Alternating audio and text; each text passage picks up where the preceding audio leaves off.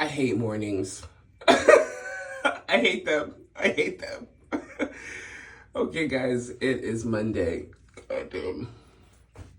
It's Monday. October 21st. I'm getting myself ready to go to my appointment, like I had told you. So, in a way, this is kind of like a get ready with me, but not really, because you're not going to see me really get ready. But you will see me head out the door with y'all. So, I will see you later. Bye.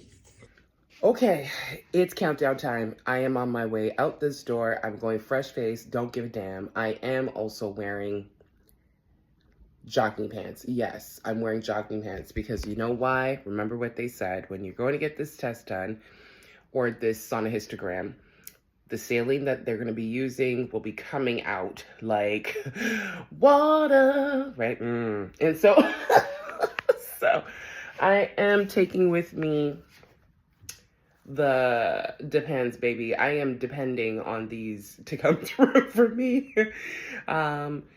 As I don't know how much solution is going to be used to do this examination, but we will see. At least I will see. And that's pretty much all I'm going to say. So I can't believe it. I don't even have time for coffee. It's trash. I'll see you guys soon. Bye. All right, y'all. We're heading out this damn door. I'm putting on some goddamn lip gloss. We're leaving. I know I look a little disheveled, but it is what it is. Let's go. I'm not gonna touch this.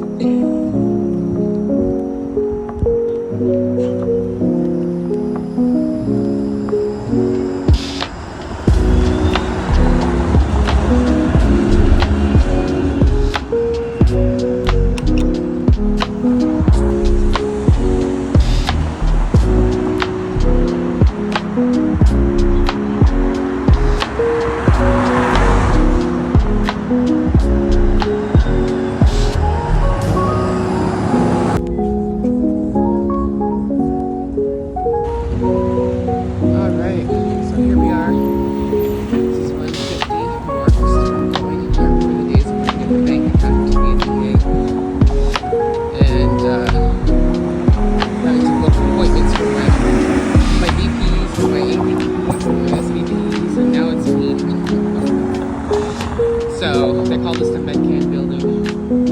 This is down the corner of Adelaide.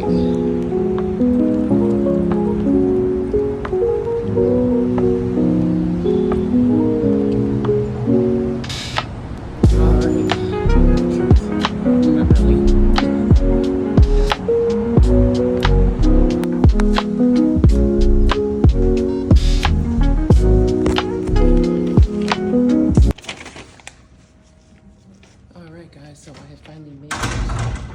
This is the spot. It is called the Toronto Centre for Medical Imaging.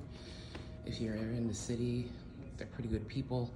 So I'm gonna go in, I'm not gonna let you come with me, and I will see you soon. Okay, I'm back. It's your girl, the Cyn Show. How you doing? How you doing? I hope you're well. Yup, still no makeup because a sister just. Let's talk. Okay, hold up before I do. Hold up before I do. Hold up before I do. Let me pause this. All right, guys. Sorry, my bad. I had to go and get my planner because, yeah. Yeah. All right. So I had to kind of just give you some information. I just got back. Well, not really just got back. I got back a hot minute ago, and I have finally had my cup of coffee, which I'm so so happy because I am crap without it. And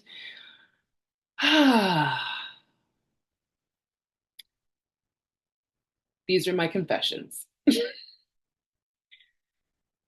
I forgot to take, which they recommend that you do when you're going for this procedure, to take 2 Advil because there will be a bit of discomfort. And that is a little true. Um, I'll keep it real with you, ladies. If you have never if you've never given birth to a child, um, this might be a little bit of a difficult procedure. It will feel a bit uncomfortable. And you know what? Which is so hilarious because, well, it's not hilarious, but what's very eye-opening is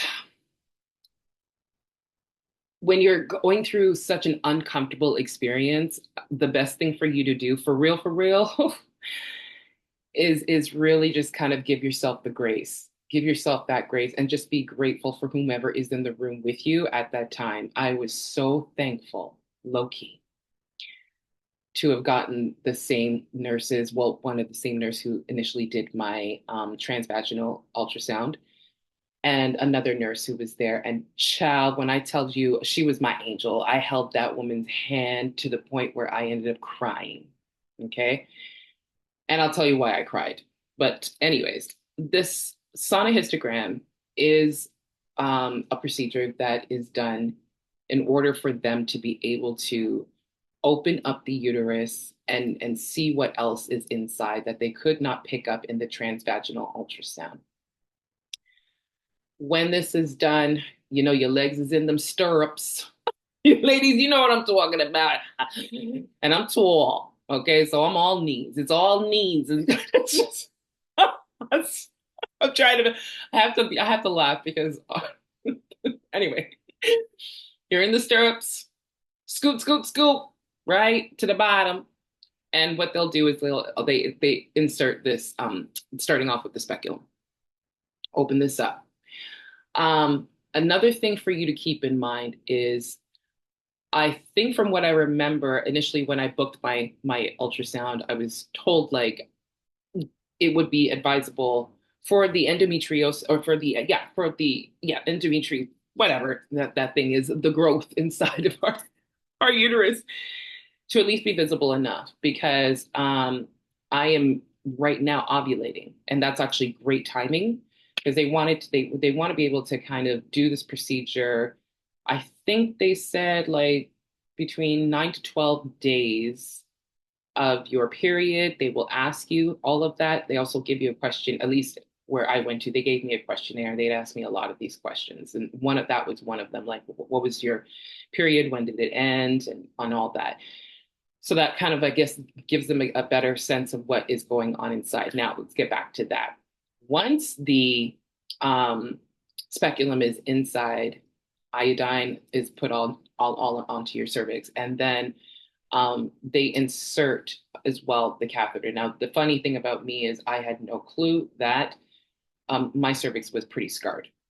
And I believe it's because back in the day when I was younger, I had my first abortion, and I maybe that was a part of it. I have no clue. But it was uncomfortable. They have to dilate that area in order for them to be able to put the catheter in and also put the probe in, right? So it was, this is where homegirl was like my angel. And I felt for girl because, you know, my nails is growing and they're pretty thick because I'd be taking prenatals, and child, I felt so bad for her. I don't mean to laugh, honey, but it was uncomfortable. It really was uncomfortable. A little, it was painful. I'm not gonna say a little, it was painful, okay? And but I knew I had no choice. I'm already here now. They done, you know, they're supposed to stick the saline in and everything. And I'm like, God damn, I can't even leave right now. I can't even push this shit out.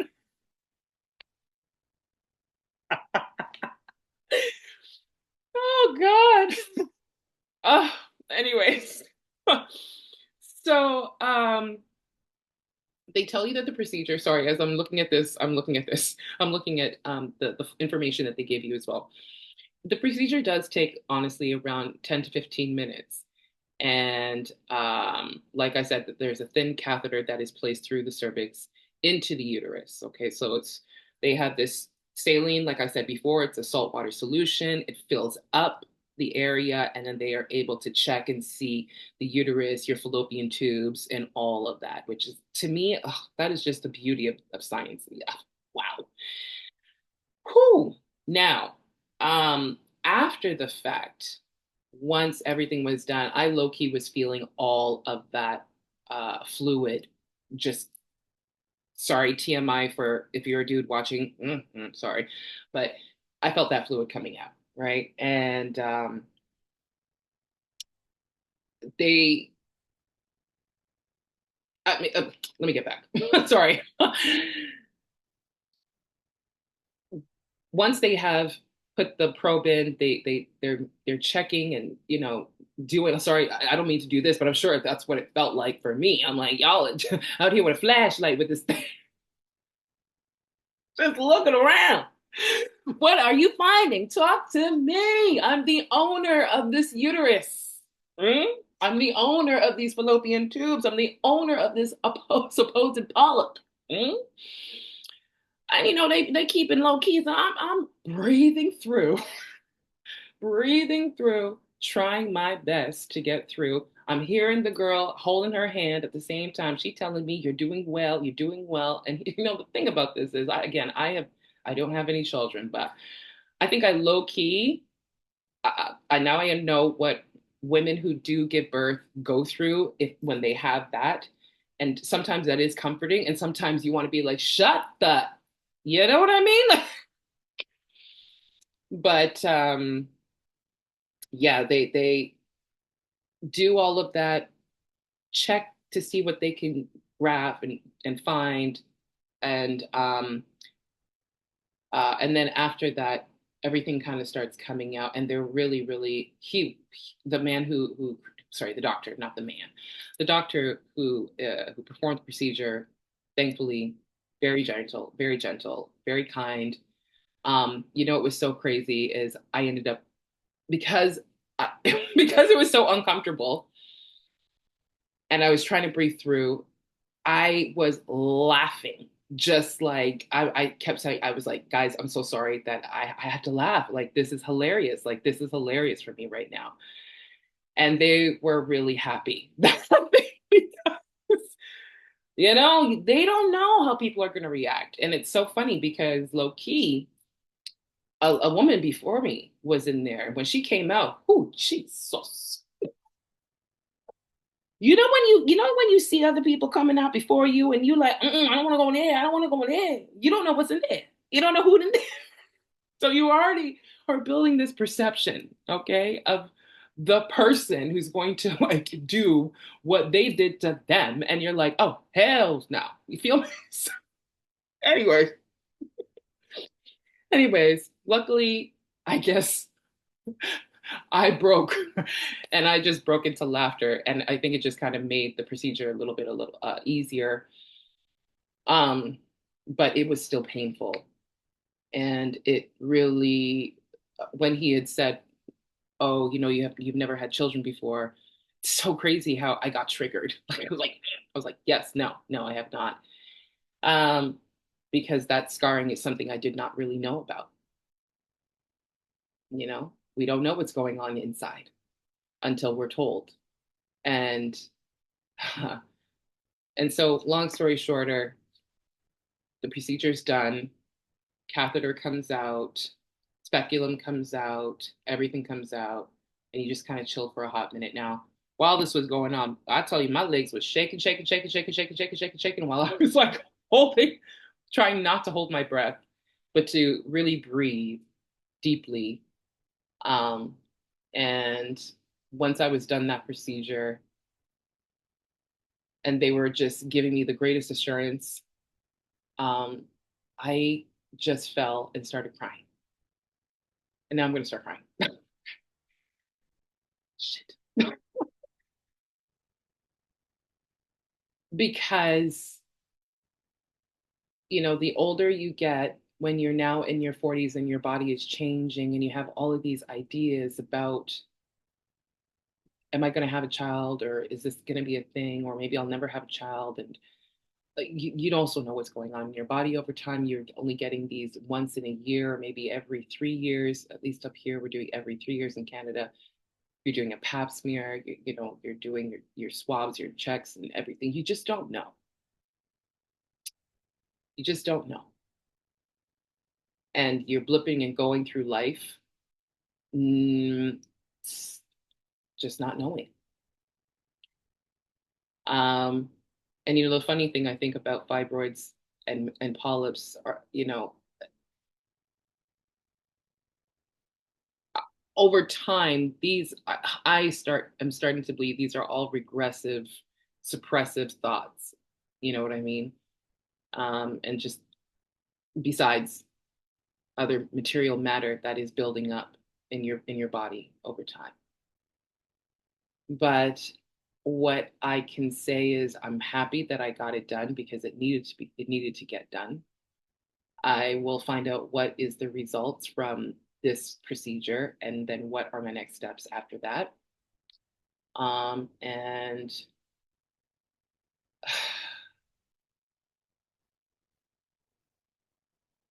yeah. my thoughts is my thoughts are this is so interesting being a woman at this age. And you made a lot of choices.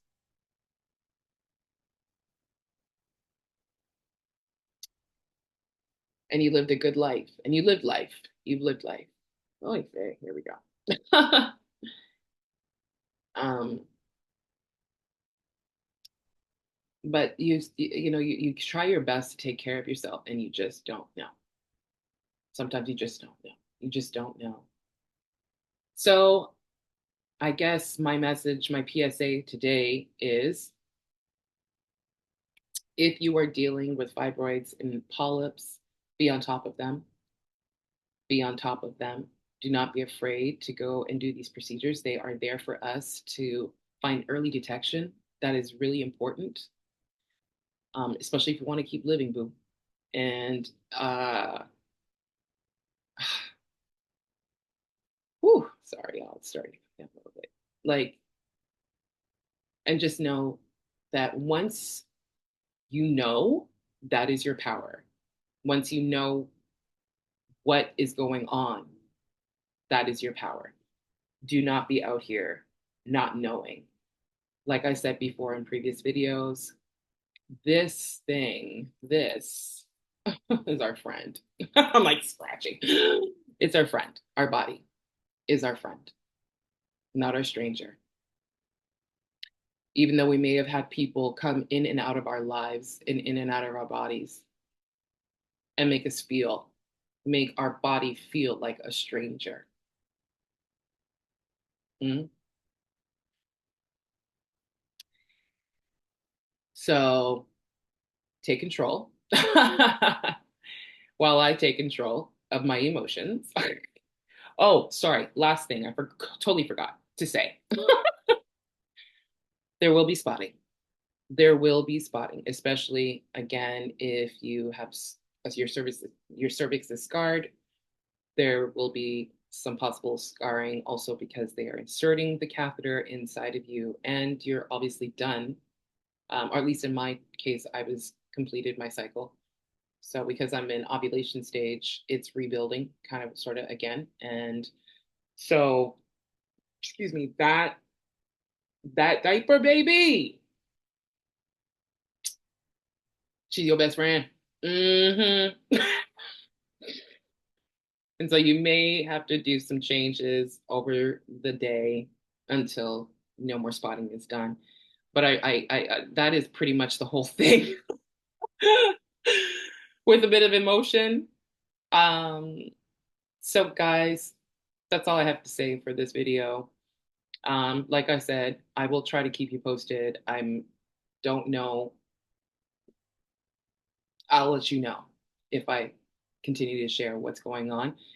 But I did want to let you know about this because I know that there are many of you ladies out there who are my age, and this could be your first time doing this. And if this is not, what was your experience? Let me know. Let's have a conversation. Let's share with each other. And also, let's just continue to support each other because as we get older, low key, it also feels like ain't nobody supporting this. You are on the you're in this alone. It is your body.